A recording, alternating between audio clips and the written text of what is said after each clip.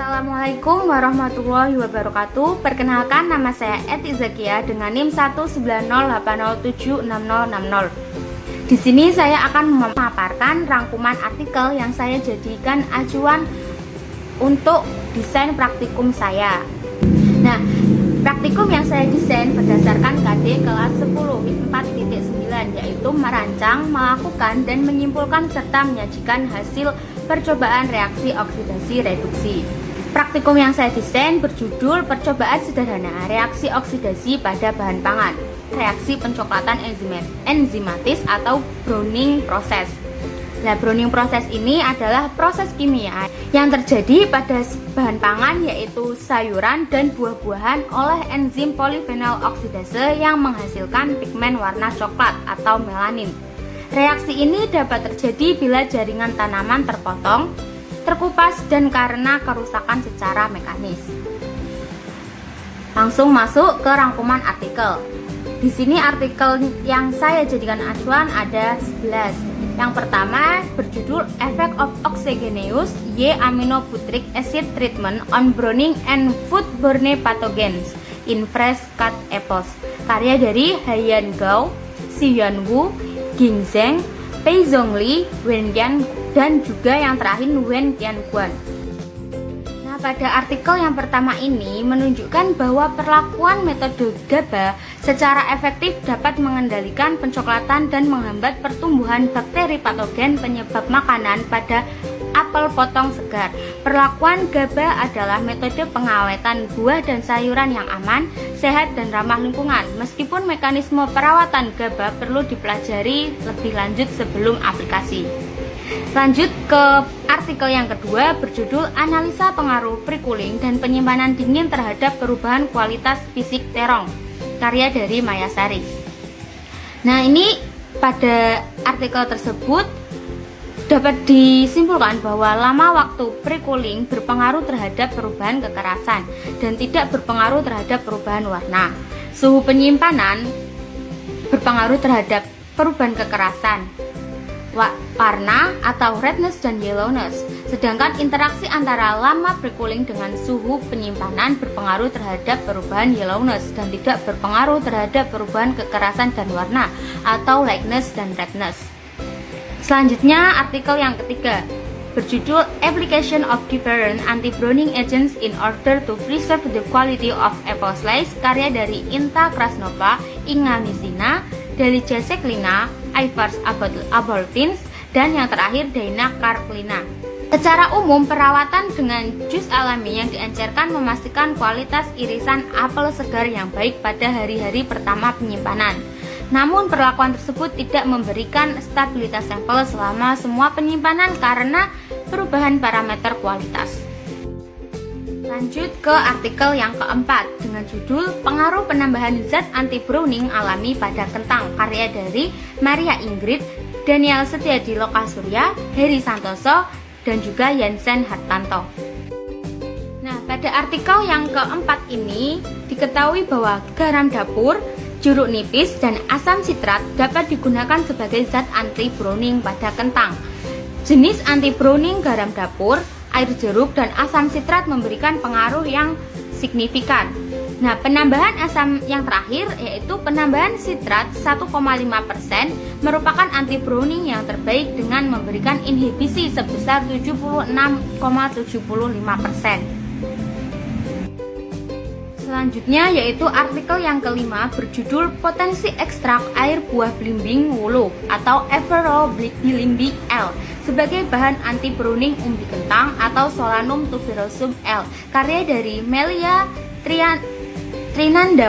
Trinandawati, Marta L, Lande Zulkifli, dan juga Tunjung Tripeni Handayani.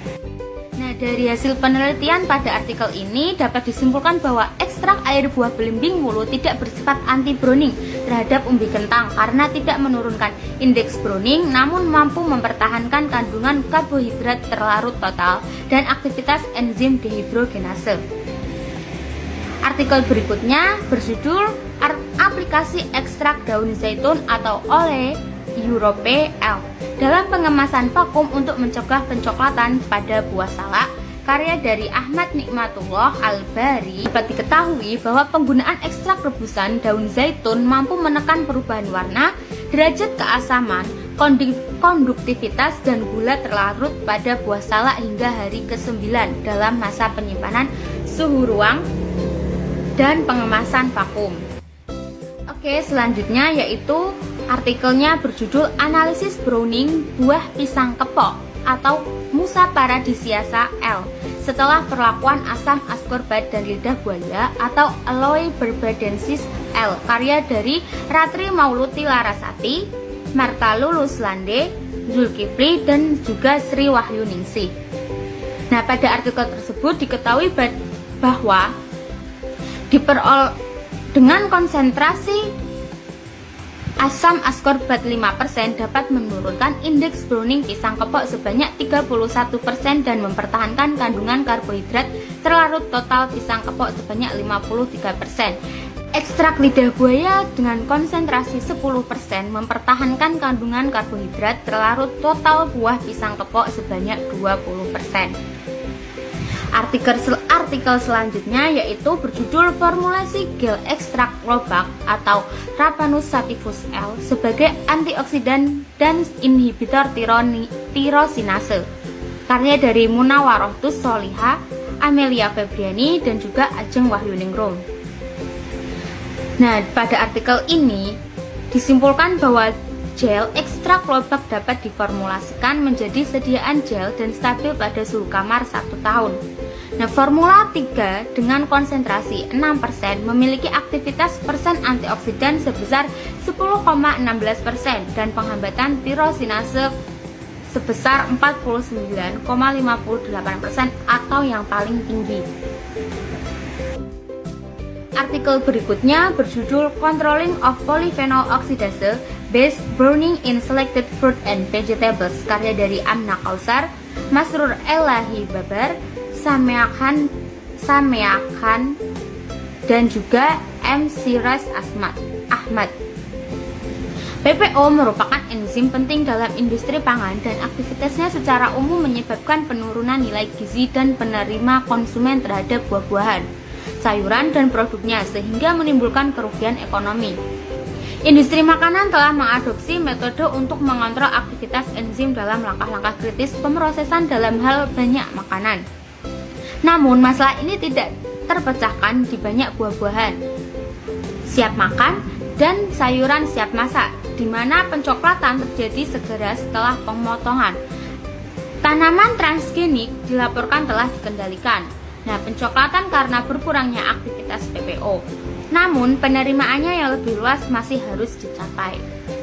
Itulah yang informasi atau pengetahuan dari artikel ini. Kemudian selanjutnya artikel berjudul Control of Enzymatic Browning in Potato with Calcium Chloride and Ascorbic Acid Coating, karya dari Gulsin Yildiz. Sampel kentang yang diberi perlakuan asam ascorbat 2%, kalsium klorida 1% menunjukkan nilai L ringan yang jauh lebih tinggi. Dari itu, kontrol dan sampel diperlakukan lainnya. Selain itu, kombinasi ini menunjukkan aktivitas pencoklatan yang relatif lebih rendah secara keseluruhan. Sampel kentang yang diberi kombinasi asam ascorbat kalsium klorida menunjukkan sifat yang lebih baik selama penyimpanan 2 minggu dibanding dengan kontrol dan perlakuan lainnya yang dibuktikan dengan pengukuran dengan instrumen dan penampilan dari sampel.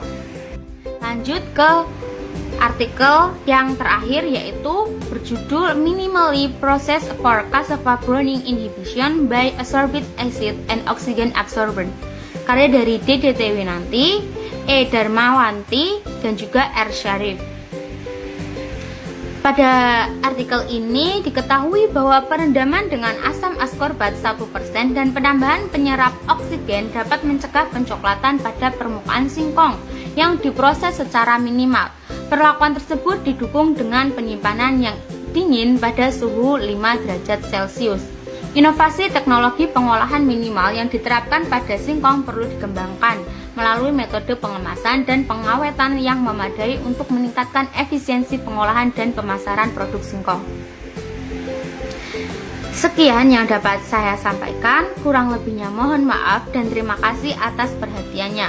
Wassalamualaikum warahmatullahi wabarakatuh.